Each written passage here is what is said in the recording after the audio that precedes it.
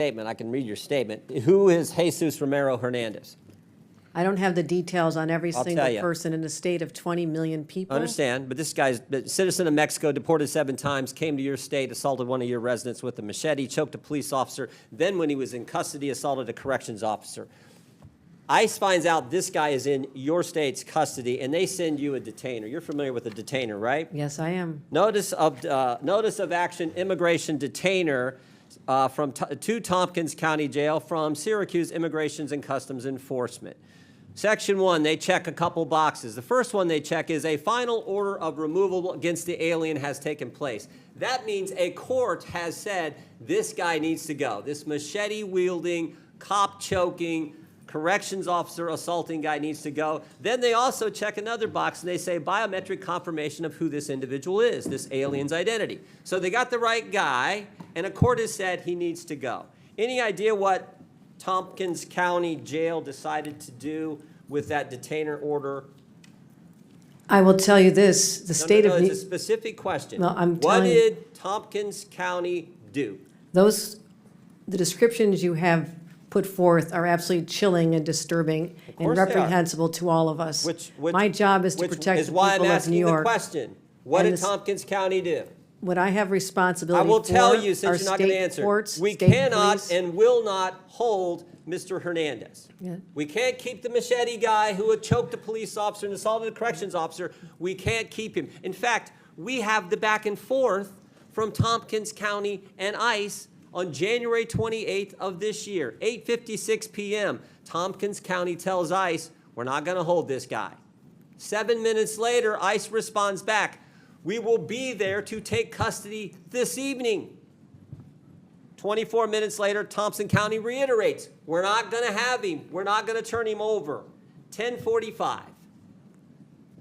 ICE arrives at the jail. 1 hour and 18 minutes later, and guess what? Mr. Hernandez is not there.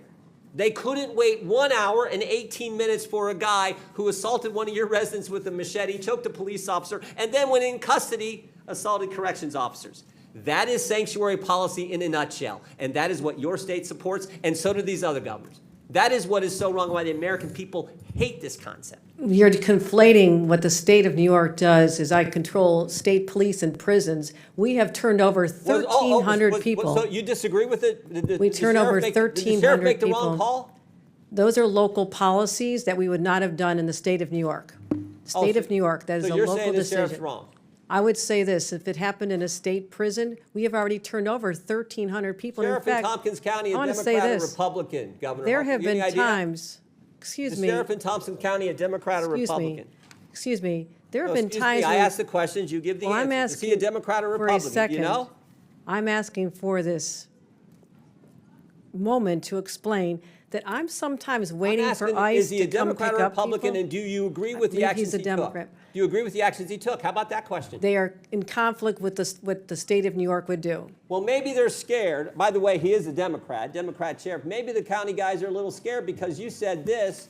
I'm quoting from, it looks like the New York Times. We all know you can trust them. This is last month, May 25th. You said we have some counties that are renegade counties and work with ICE. Maybe they're nervous of being called a renegade county by their governor. So the Democrat sheriff says, we're not going to keep the machete-wielding, cop-choking, corrections officer assaulting guy. We're not going to keep him here for you to get here. We can't even wait an hour and 18 minutes. Oh, you know what else was interesting in this case? You know what else was interesting?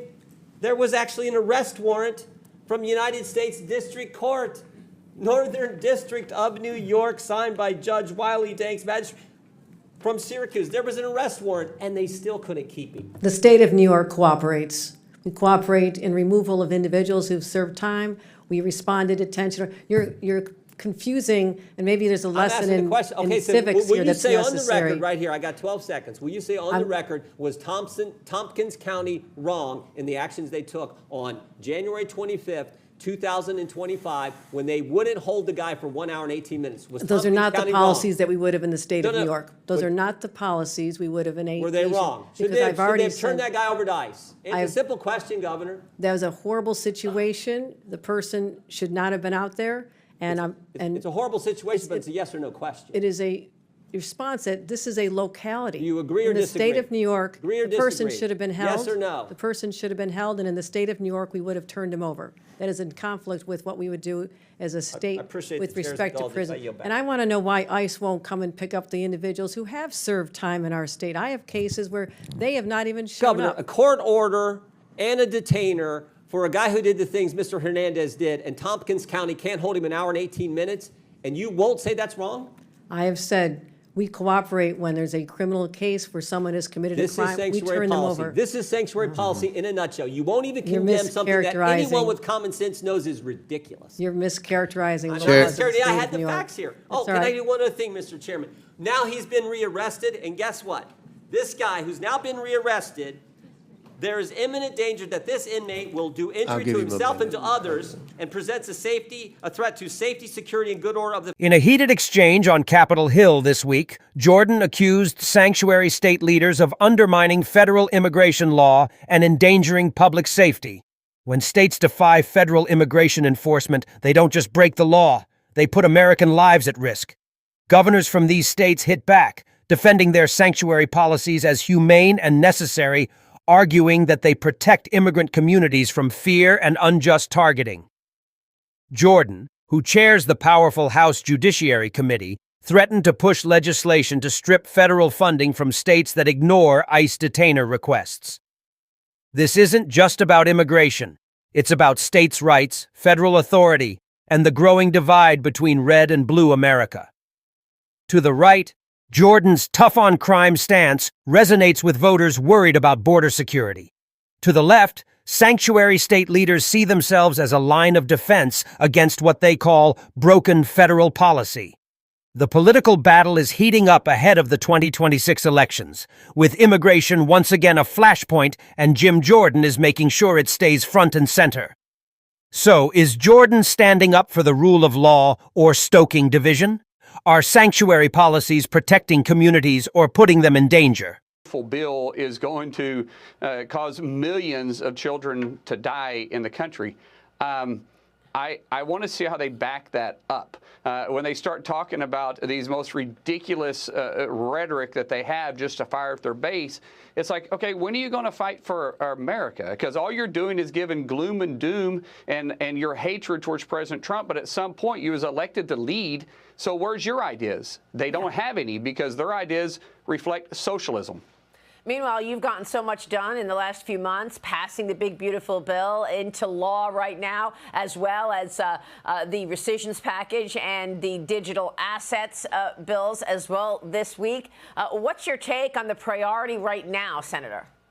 Well, I want to go back and talk about what you just said, because we have absolutely done tremendous amount of work. Underneath President Trump, his leadership style is absolutely wearing me down. I used to say no man will outwork me because I honestly don't require a lot of sleep, 4 to 5 hours. I don't know when this man sleeps. It is not unusual for me to talk to him between 12:30 and 1 a.m. and again at 5:30 a.m.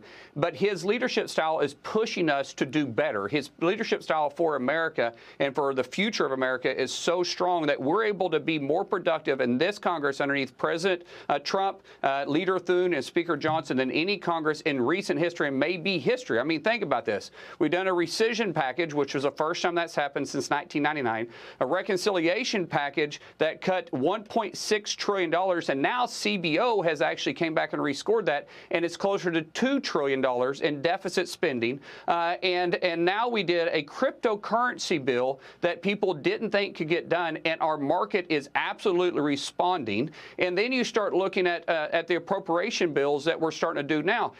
We have a real opportunity. Oh, and not to mention, in June, the first time in June, we've seen the Treasury receive $25 billion in surplus, meaning that we brought in more for the first time in over a decade than we spent. That is all because of President Trump's leadership and the American people trusting the Republican Party in November and putting us in charge. When do you feel that we are going to see a real impact of all of this work you've just accomplished?